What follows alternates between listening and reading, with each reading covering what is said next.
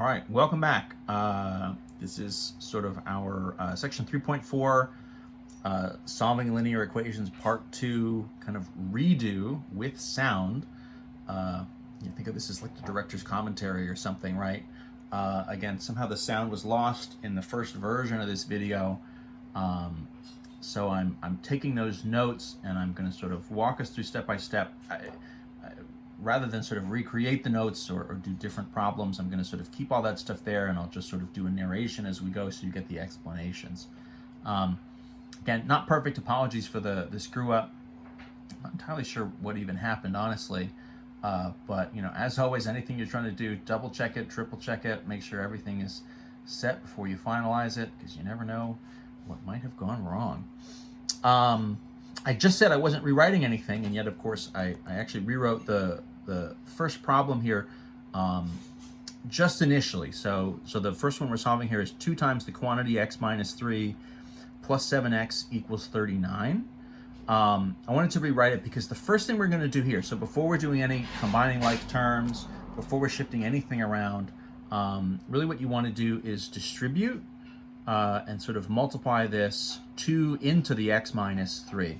And so you can see we're doing that here, right?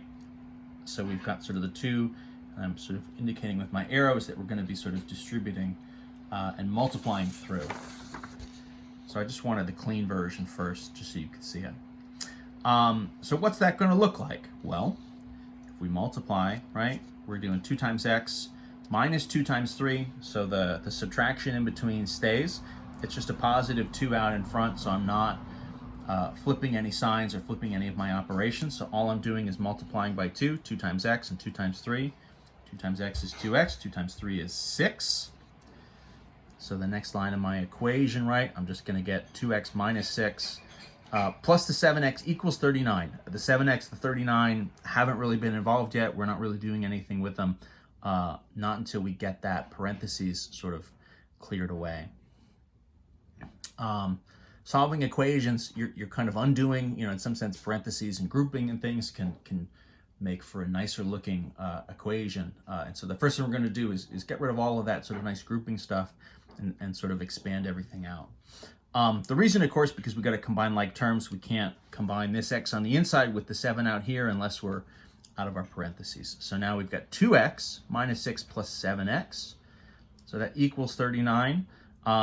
My like terms here would then be, right, let's sort of see circled the 2x and the 7x. Both on the same side, right? So we'll just do the operations just as they are. So 2x plus 7x together would get me my 9x here. And then what's left is minus 6 and then equals 39. Right? So my x values are combined.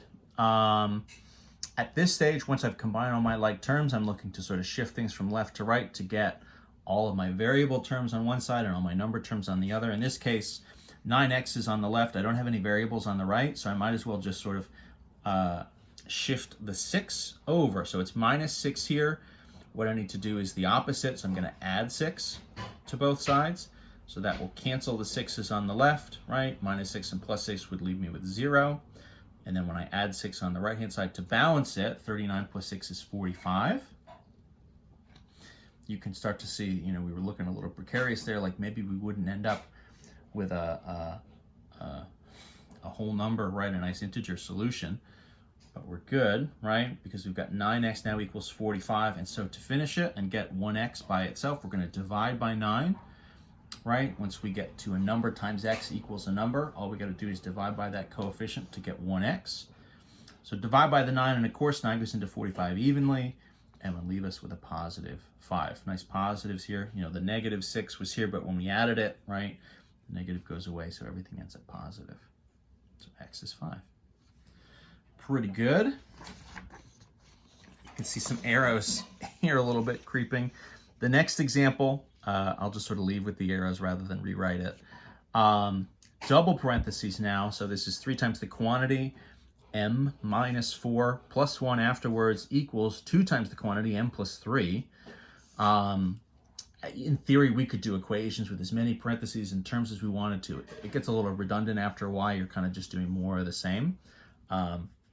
But here's sort of a double, right? So we're going to distribute on both of these. We can kind of do them at the same time. So 3 times m, right, minus 3 times 4. 3 times m, of course, is 3m. Minus 3 times 4 would be minus 12. The plus 1 is along for the ride at this point. If it's outside of the parentheses, we're just going to carry it down without really changing it. On the right-hand side, multiplying by 2. So 2 times m, and then 2 times 3 is 6. Just carrying that addition down, right? So the subtraction carries down, the addition carries down. The numbers in front were both positive, so we're not flipping any of the signs when we distribute. If this was a minus 2 or something, right, we'd get a negative 2m, and then we'd have a minus 6 instead. It's not in this case, so we're not flipping anything. We're just sort of keeping it as is. So what happens next? At this point, we sort of have all of our grouping stuff cleared away. So now what we're doing is we're looking to combine any like terms on each side. The only candidates here would be the 12 and the 1. So it's minus 12 and it's plus 1. Oops, I'll center again a little bit. Tough to keep this centered. So minus 12 and plus 1, right? So if I add 1 to negative 12, I'm going to get negative 11, right? And so 3m carries down. These two guys combine to negative 11. The right-hand side, I've just got the 2m plus 6. We're just going to carry that down. Now we're at the point, right, we've got a variable and a number on the left, a variable and a number on the right. So it must be time to sort of shift and get all the variables on one side, get all the numbers on the other. In this case, I'll bring the 2m over to the left. I've kind of pretty consistently, sometimes people like to just always bring your variables to the left. That's fine, that works, there's nothing wrong with that. I'll sometimes go left or right, depending. I kind of like to have a positive coefficient. So sometimes I'll kind of do it on purpose to get a positive number here. In this case, it works both ways, right? If I subtract 2m from the right, that's canceled. If I subtract it here, I'll have 1m left over. And then if I'm bringing my m's to the left, that must mean my numbers are going to the right. So I'm going to add the 11. So it's minus 11 in the original. So I'll add the 11 to both sides. That, right, cancels my 11's here. And then I'll have 6 plus 11 is going to be 17. And that's the end, right? I've kind of actually done this where once I brought my m's over, I ended up with, positive 1m. Positive 1m is m, right? I don't actually have anything to divide here. If I divide by positive 1, well, then I would just still have 17, and that would be that. So this is a nice one where we actually end up with our solution maybe one step earlier than we might expect. Sometimes things work out and we catch a break. That's always nice. And so in this case, our final solution here is 17. I haven't been demonstrating it for all these problems, but in theory, right, any of these problems, you could take your final solution, sub it back in to the original equation. Whoops, got out of frame now.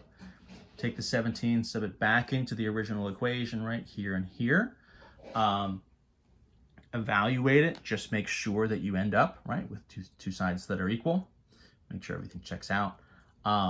Just to save time, I'm kind of skipping it, honestly, but it's especially as you're getting started, it's a good idea. Maybe I should be demoing that. But again, just to sort of save time, I'm skipping it for now. Our last example here.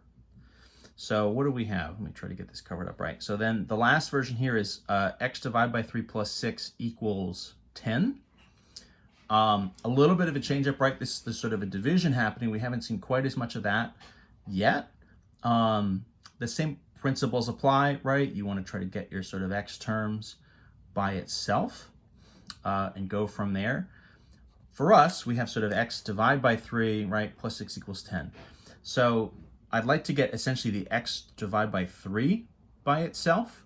I know I can undo division with multiplication, but before I do that, I want to make sure I have that term all by itself. So what I'll do is I'll subtract the 6 from both sides, so minus 6 and minus 6.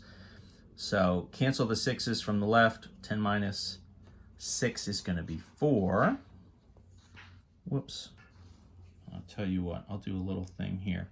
So this would be x over 3 equals 4. Let me kind of sub that line in, right?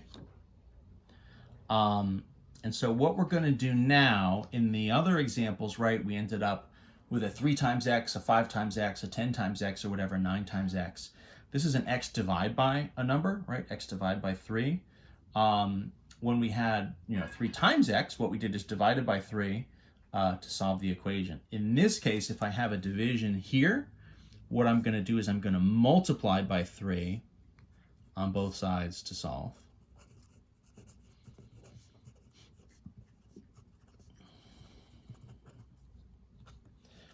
Right? The basic idea, I'm trying to do whatever I can. I'm trying to do the opposite of whatever the operations are that are on the page to essentially kind of undo all the math to get 1x by itself. An equation is like a little maze or something, a little puzzle. You kind of, or like a little knot you're untying, right? So you're sort of moving everything just so to kind of get the 1x by itself, x equals a number. So for us, if I do times 3 and times 3, right, in this case, so 3 times, right, divide by 3, 3 over 3 here, the multiplication and the division will cancel out. On the right-hand side, I've got 4 times 3 is 12.